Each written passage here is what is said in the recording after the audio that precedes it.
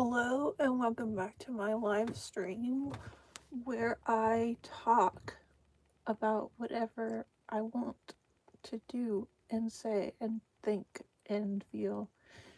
Um Tonight we are exploring something revolutionary. Revolutionary. I need more blankets. It's very cold. It's very cold.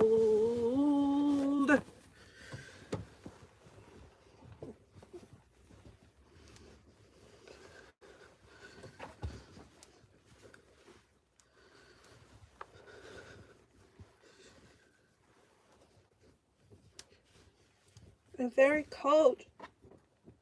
Just let me put my blanket on, okay? Let me put my blanket on. It's gonna take me a minute, but I will get there. Just give me a minute.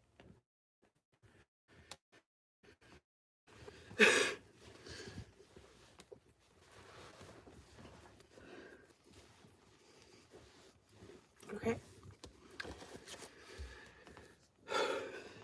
This is my book nook, and this is where I read to you. We're on section 3.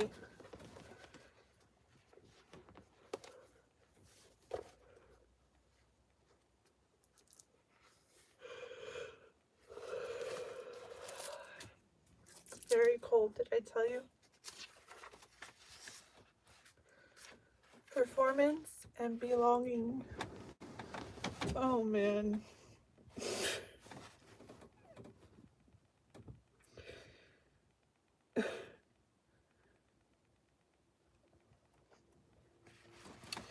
When we are born, all creation shifts to make space for each child given birth. Rich or poor, black or white, gifted or foolish, as children of God, we inherit a rightful place where we may live and grow free and without condition. But many children raised in painful families rarely experience this sense of belonging, regardless of how loving or attentive our family may have appeared. We still may have felt unwelcome, even in our own home.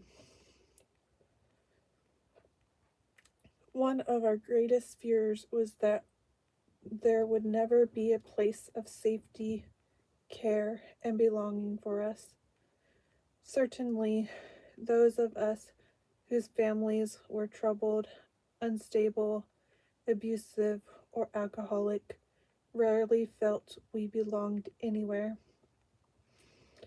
While we may have been granted a place of belonging when we were born, we soon discovered there was little safety or sanctuary to be found in our own family.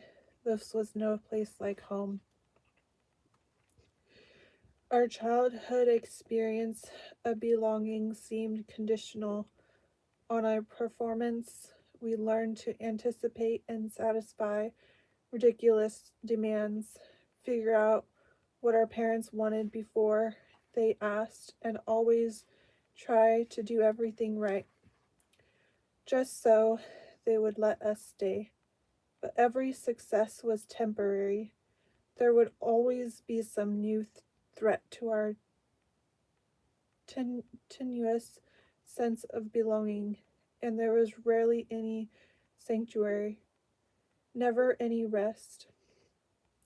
We were grateful for being allowed to stay anywhere at all.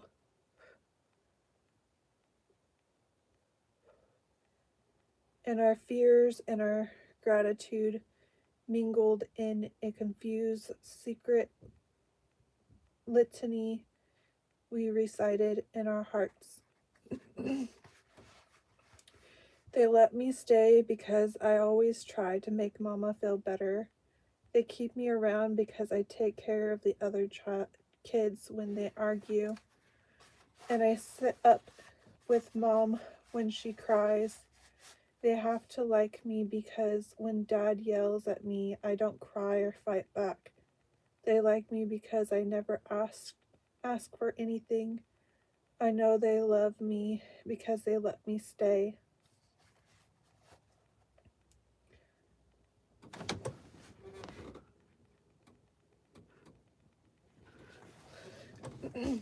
We felt as if we were valued for not making trouble by amputating our hearts and feelings. We minimized our undesirability and make ourselves harmless. Only then could we take up space.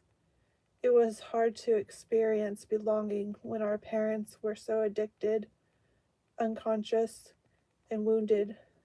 They could not, in the midst of their own unhappiness, find a place for us in their lives.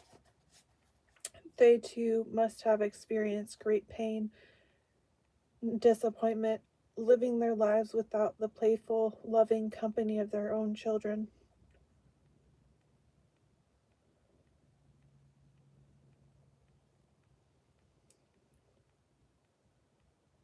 Thus, while we may have been promised a rightful place of belonging, it was not always easy to know where that place was. We learned to guess, tried to figure that place out, tried to earn it somehow.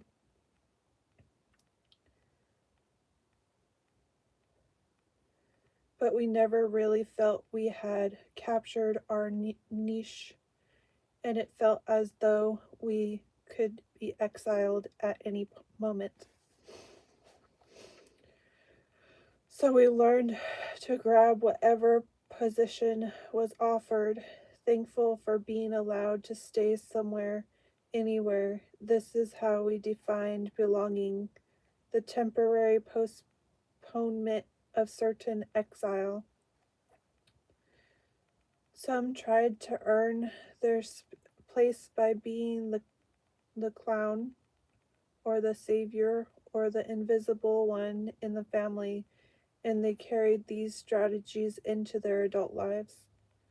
Alex, a salesman, learned to transform himself, complete with accent, posture, and manner of speech, into whomever he was talking to. Then everyone seemed to like him, and he felt he belonged with them. Sheila studied long and hard to be an actress because only a theater filled with applause could convince her that she was truly loved.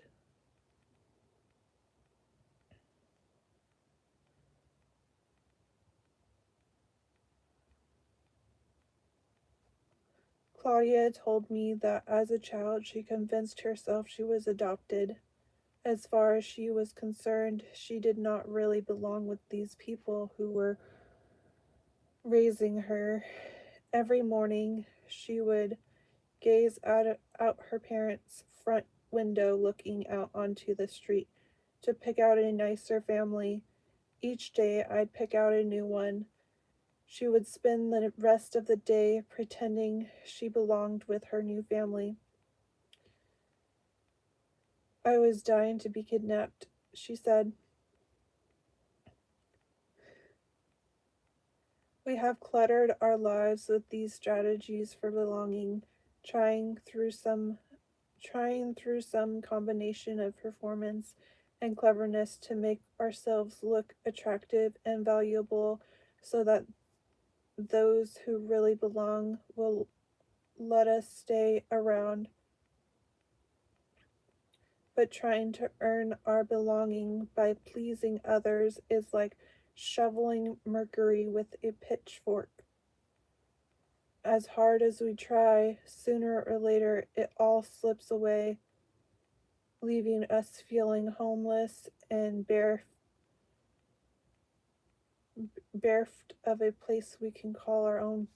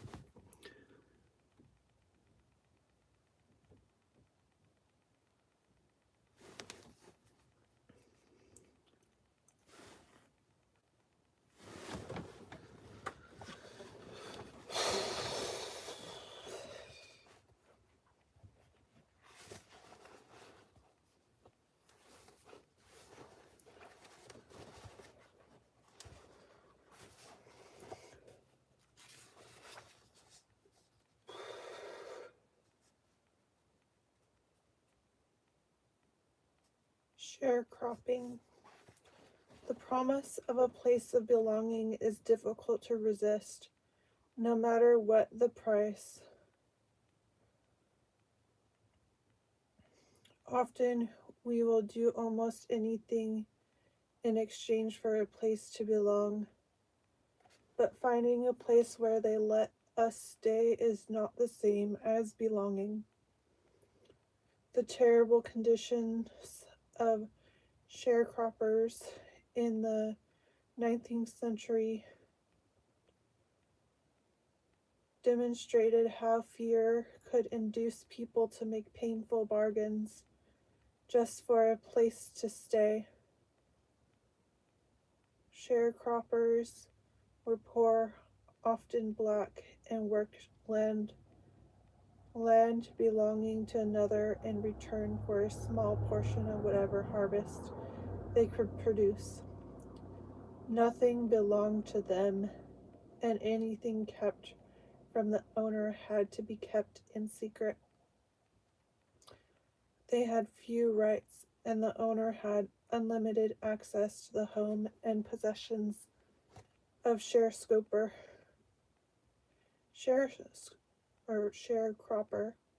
Sharecroppers were granted a place of belonging absolutely conditional on their accommodation of the demands of the landowner.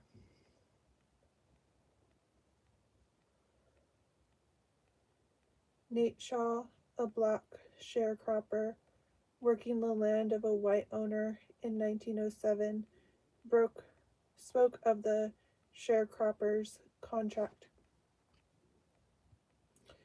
Now it's right for me to pay for using what's yours. Your land, stock, plow, tools, fertilize. But how much should I pay? The answer ought to be closely sought. How much is a man due to pay out? Half his crop, a third part of his crop, and how much is he due to keep for himself? You got a right to your part, rent, and I got a right to mine, but who's the man ought to decide how much? The one that owns the property or the one that works it?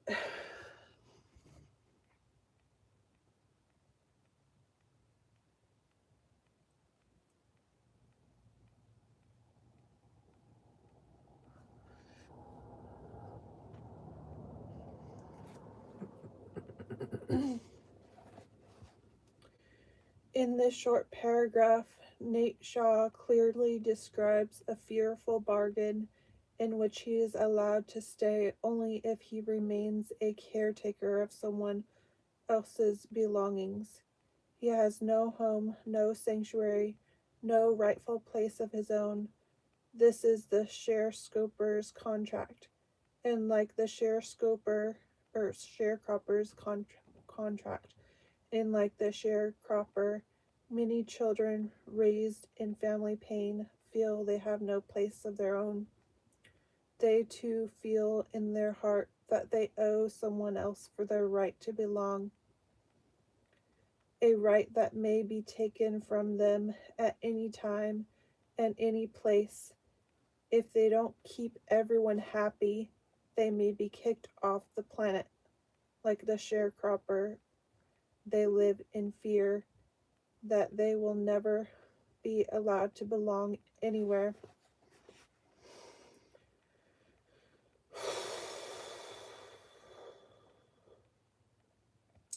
The hiding place. In the troubled family, this kind of conditional belonging required hard work to stay in a place that brought very little harvest. Consequently, some of us sought other ways to survive.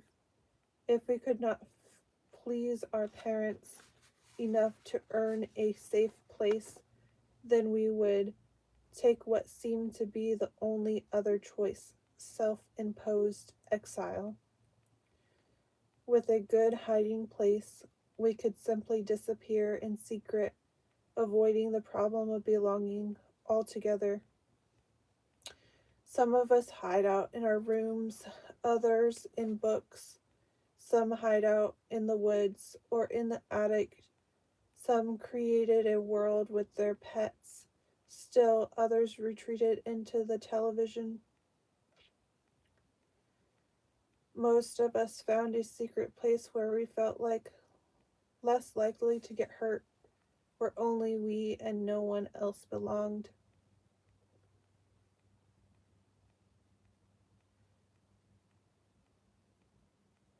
Brad told me that every night after a few drinks, his parents would start to fight, and so this little boy, beginning at about 5 years old, would sneak out of the house, climb into the family car,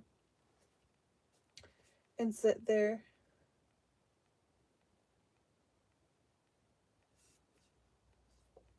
waiting for them to stop fighting and go to bed. Even in winter, this was his place of refuge. Maria drew a picture of her most familiar childhood memory. It was a drawing of a little girl sitting all alone on the front steps of a house, the door closed behind her. There she sat, her head in her hands. She explained that her parents were fighting inside the house, and she was waiting for it to be over. Sometimes she waited for them to stop beating her brother. Sometimes she just waited. When we are hiding out, waiting sometimes takes the place of belonging. Waiting to be discovered, waiting to be asked in, waiting for it to be safe, waiting and hiding are strategies of powerlessness where our belonging depends on not being found.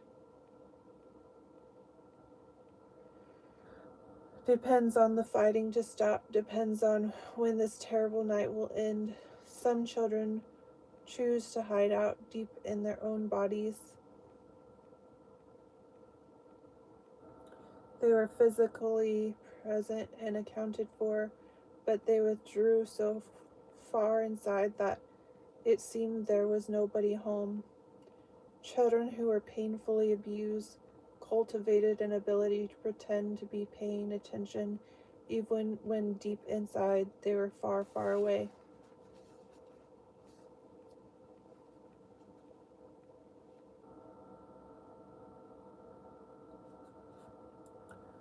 Elizabeth. A few years ago, when Elizabeth came to see me, she sat down and said, "I don't even want to be here." When Elizabeth used the word here, she wasn't speaking of my office, she was speaking of the company of the human race. She did not belong to it. She insisted, nor did she wish to.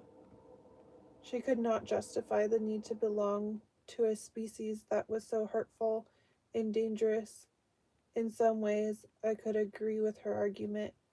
I had always found the world to be painfully in need of healing and had worked for years in my own small ways trying to help people and institutions treat one another more compassionately.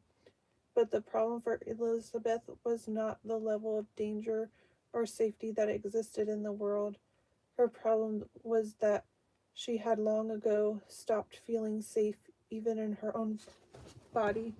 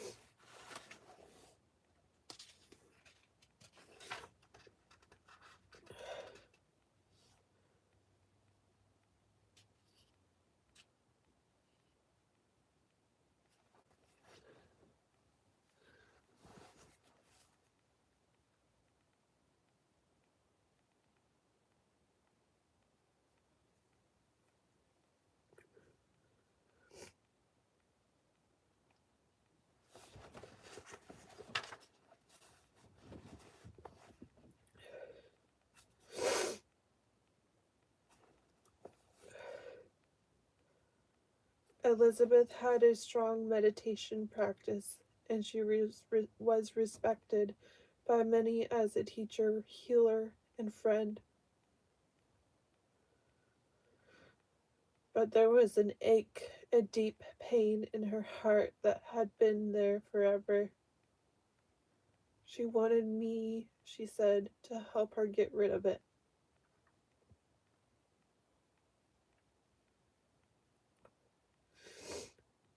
We both suspected everything traumatic in her childhood, and we soon discovered repressed memories of sexual abuse by her alcoholic father when she was quite small, unprotected by her mother or by anyone else. Anybody else? Elizabeth had apparently decided early on that. 1 second.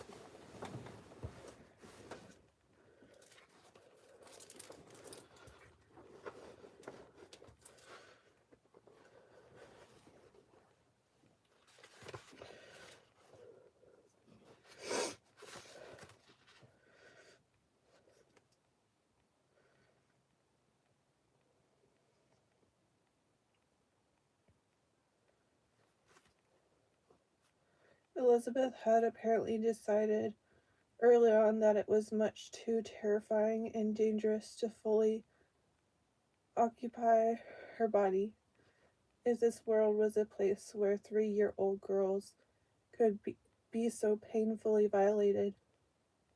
She would rather not be here. Thank you.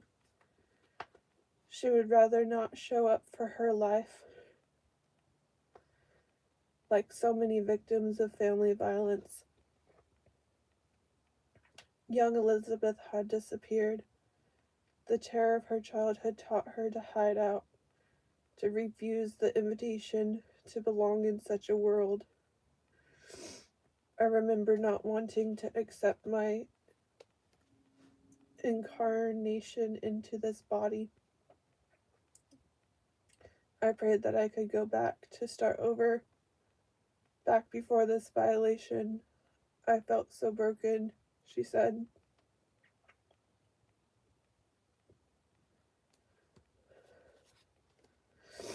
Elizabeth and I worked long and hard, and we discovered much pain. During one tearful session, she found herself screaming, "Get off of me. I will not have you on me."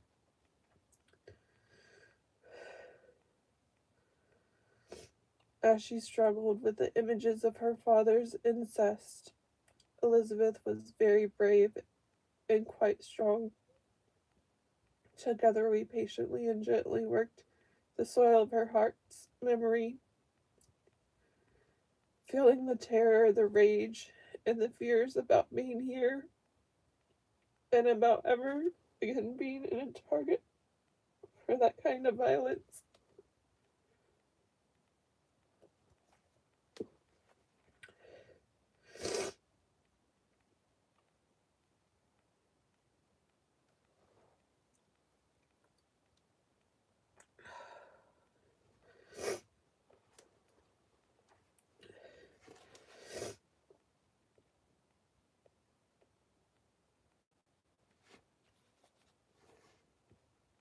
As we touched the core of her pain, Elizabeth, like all children of abuse, had a decision to make. She could learn to be more comfortable hiding out, which was certainly a merciful and justifiable choice, or she could decide to belong in her own body, to bravely claim her inheritance as a child of creation and take her place on the earth. Elizabeth and I deliberated at great length on the danger she felt when she was present in her body. We worked together on strategies she might use to feel safe. We used meditations that allowed her to experience different ways of being present, exploring the physical sensations of fear and safety that arose with each new level of being fully alive.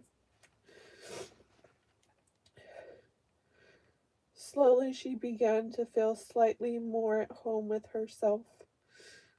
Still, it was a long time before Elizabeth could imagine that taking her place in the world could ever be preferable to escaping from it altogether.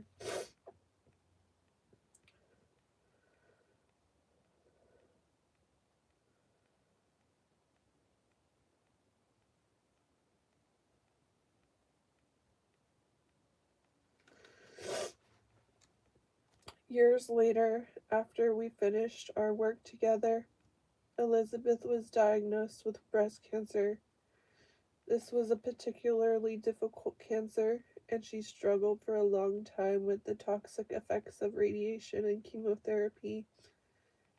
I went to visit her in the hospital and asked her how she felt about her body now that she was in such pain. I feel like I am finally here. Not only that I want to be here, she told me. It seems strange, especially now that I have this cancer, but I am glad to be here, glad to be alive, and in this book and in this body. I think that finally accepting my place here will be the thing that helps me heal. Elizabeth closed her eyes, and we were both silent for several moments. Then, with a quiet strength in her voice, she said, "I feel safer now. Learning to accept my life gives me a kind of sanctuary. I have a place for my spirit, even in this body."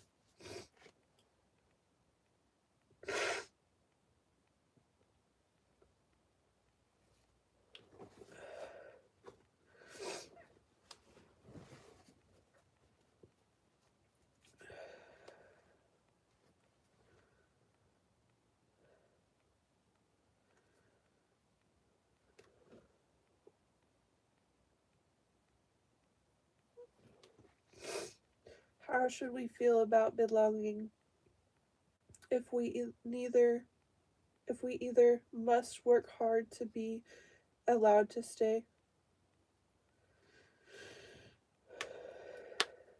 or simply hide out and disappear?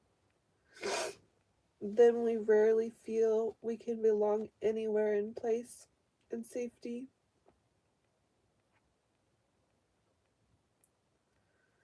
These kinds of choices justifiably produce a great deal of ambivalence about whether we want to belong at all. Some who come to see me are so tired of trying to belong somewhere that they are on the verge of leaving the whole thing behind and finding a cabin in the woods to hide out for the rest of their lives. Others have playfully suggested that the only place for them must be in a convent or a monastery, a temple or a ashram where they couldn't have to wouldn't have to talk or interact with anyone in the world. Some isolated place where they could belong in safety. When we feel ambivalent about belonging, we are probably feeling trapped by the expectation that we must earn our place in a world where it feels as if there is no room for us. Healing with ambivalence can happen in several ways. First, we can accept our ambivalence about belonging and bless our reluctance to open ourselves to the pain of exile and rejection that we are afraid is understandable. We were hurt and hurt deeply by forcing ourselves to belong where we are not yet comfortable. We are ignoring our pain. For the moment, we might allow the ambivalence to stay. There is no rush, no place to go.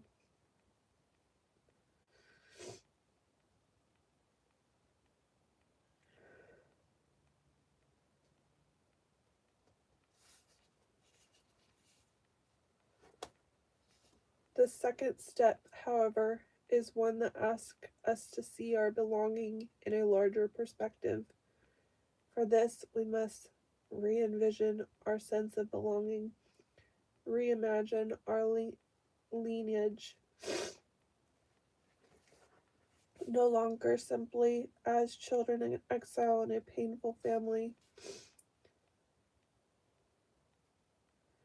We now begin to share our belonging with all creation as children of the human family.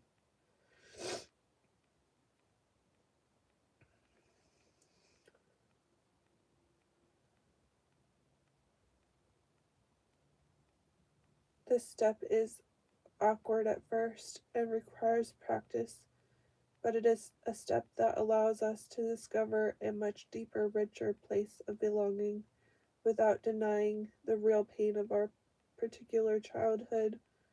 We slowly begin to imagine that we can claim our rightful kinship within the human family.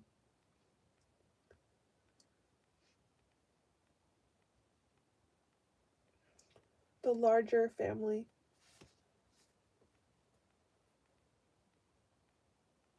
If we slowly pan back the camera to get a broader view of our lives, we see that our childhood family is not the only stage on which the struggle for belonging is fought.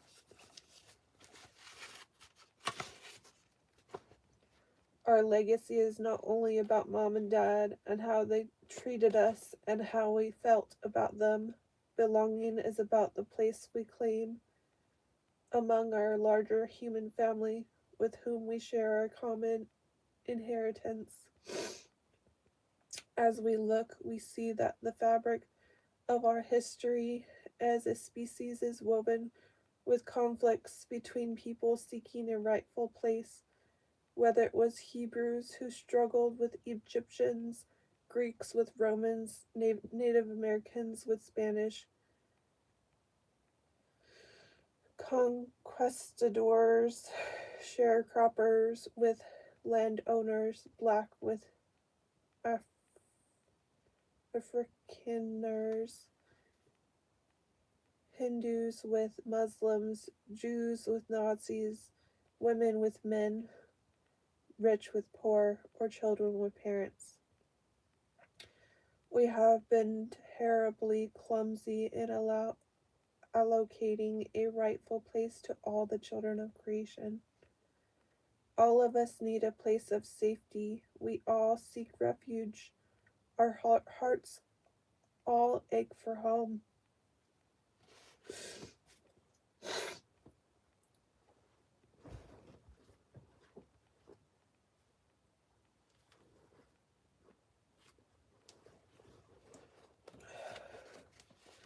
Even the story of Christmas, one of Christianity's most familiar tales, tells the story of a child who is denied a place to be born. And Joseph also went up from Galilee to be enrolled with Mary, his betrothed, who was with child, and while they were there, the time came for her to be delivered. And she gave birth to her firstborn son, and wrapped him in swaddling clothes, and laid him in a manger, because there was no place for them in the inn. The world made no room, and so the infant Jesus was born a refugee in a food trot for farm animals, homeless among his own people. Later in his life, Jesus would speak about the kind of belonging the world provided for him. Birds of the air have nests, and foxes have holes, he said, but he was given no place to lay his head. Safety and belonging are not freely granted by the world. Millions of homeless people in our cities testify to the enduring truth of Jesus.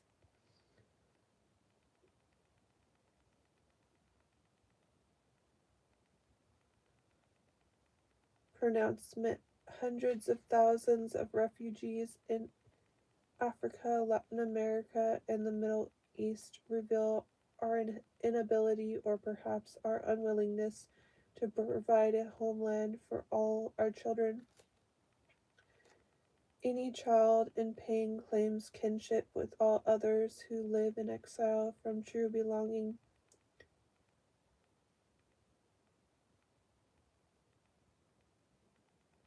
We share powerful communion with all who suffer and ache for love. Can't we see that this is our family and we are not alone? Simply by being born, we inherit a rightful place in the human family. Accepting this family as our own and claiming our place in it is a critical step in our healing. For those of us who have felt emotional exile and isolation in our childhood family, this kinship is difficult to feel, hard to imagine, but it lies at the heart of our journey.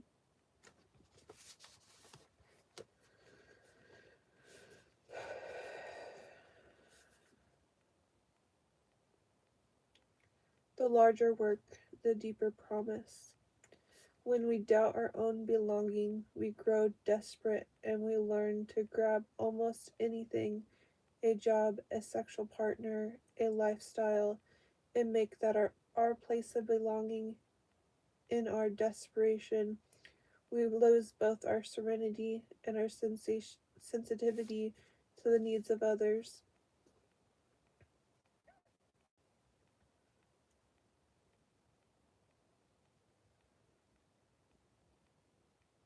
If I need your company to feel that I belong, then I am more concerned with how I impress you than I am with your particular needs and desires. You become merely a vehicle for my belonging, an agent for my comfort. No longer a child of God, but your own hopes and dreams.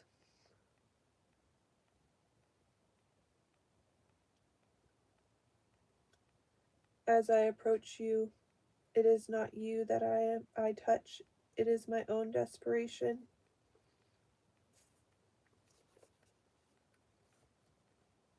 Yet no other human being can provide that belonging for us. They are not in charge of granting us a place here. Our place is already given. Our challenge, our work, is to honor our place in this moment, to breathe deeply in the unconditional gift of home. The search for a home is an ancient spiritual metaphor. In the Hebrew story of the Exodus, the Hebrews, enslaved and abused in Egypt, groaned under their bondage. In the midst of this suffering, God said to Moses, I have seen the affliction of my people.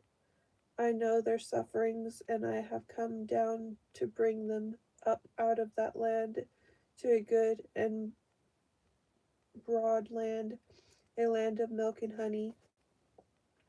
The promised land of belonging was given to the Hebrews unconditionally, no matter how unfaithful or sacrilegious they proved to be along the way. No matter how much they complained about the difficulty of the journey, the gift of belonging was never taken away. They were not given the land as a reward for their performance. They were given the land because they required a home. Because you are the children of the earth, said their God, you may live upon the earth with my blessing. Jalaluddin Rumi, the 13th century Sufi poet, speaks beautifully of the unconditional nature of the gift of belonging. Come, come, wherever you are, wanderer, worshipper, lover of leaving. Come, ours is not a caravan of despair, though you've broken your vow 1,000 times. Come, come again. The invitation to belong is made again and again, but we must be able to hear the promise and accept the gift. Hebrews, in order to find their place of belonging.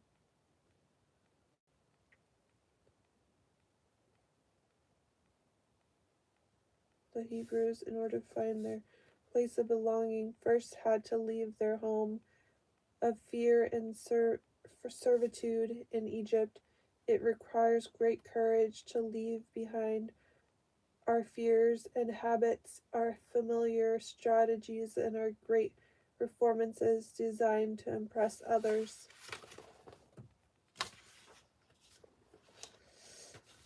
It is hard to believe we have been unconditionally granted a real place, a place where we truly belong. And it requires no small courage to feel we are worthy of such a gift.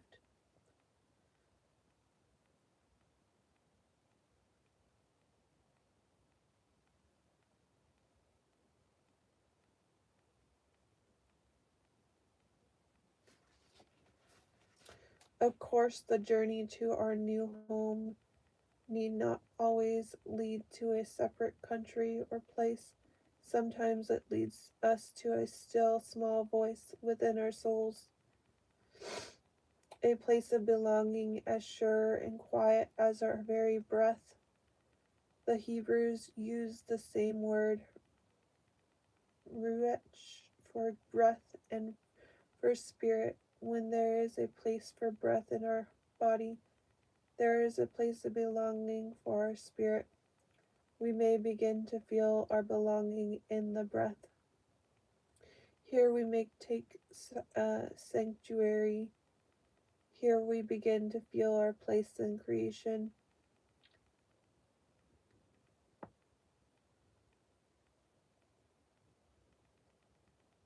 Taking refuge in each breath of our life,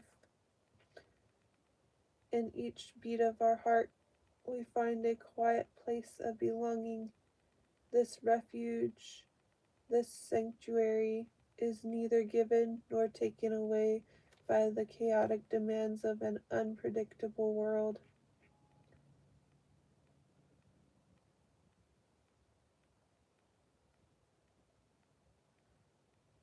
This place belongs to us, and we to it, and we to it. It is where we make our home. Belonging begins in that deep, quiet place where our spirit lives within us. Take sanctuary in me, says the voice of God. Do not depend on circumstances to create or sustain your place of belonging.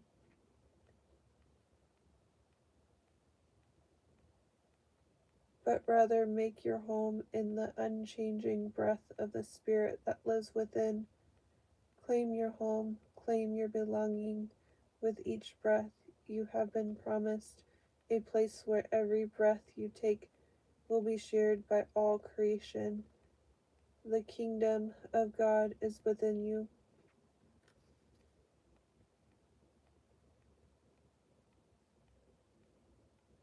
The spiritual teachings of all the saints behind remind us to seek refuge in a place that cannot be easily shaken.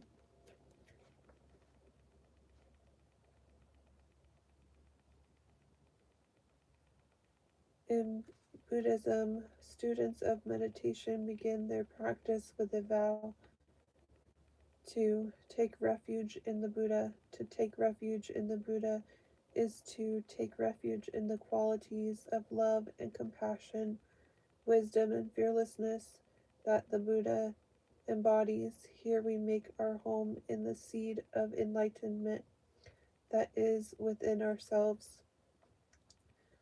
Students then take refuge in the Dharma, the teaching, and the Sangha, the community.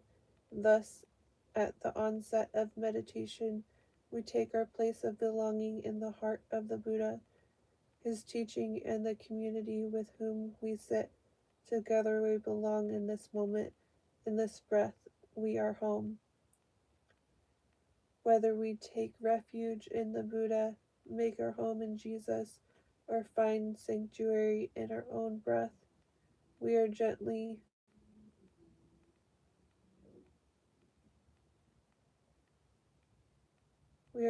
inviting an awareness of belonging in our hearts. It may be just an instant between the inhale and exhale, a place of grace, or a merciful moment when we rest in simply being. Here there is nothing to figure out, nothing to work for, nothing to earn. Here we may rest. Kabir, the 15th century Indian poet, urges us to seek God within ourselves.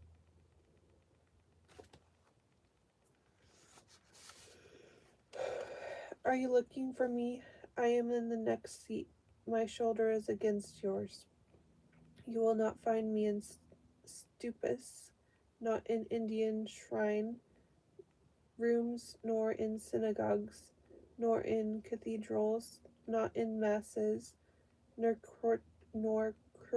curtains, not in legs winding around your own neck,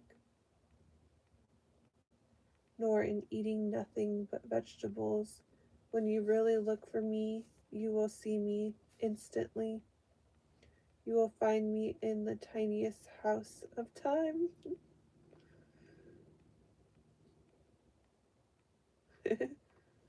Kabir says, student, tell me what is God. He is the breath inside the breath.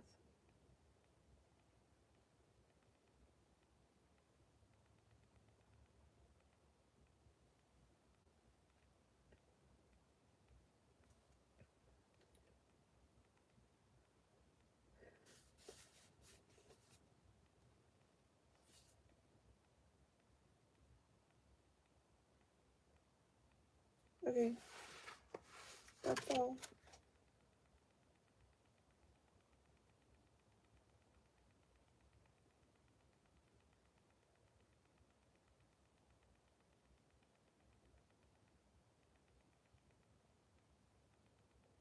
That's all, folks.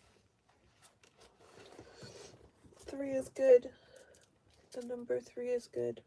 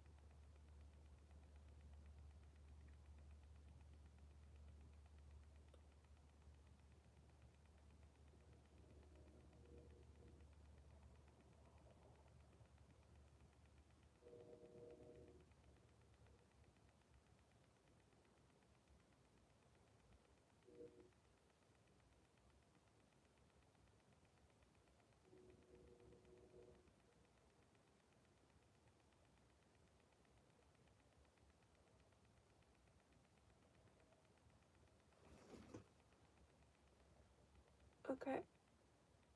Gotta go. Thanks for sticking with me.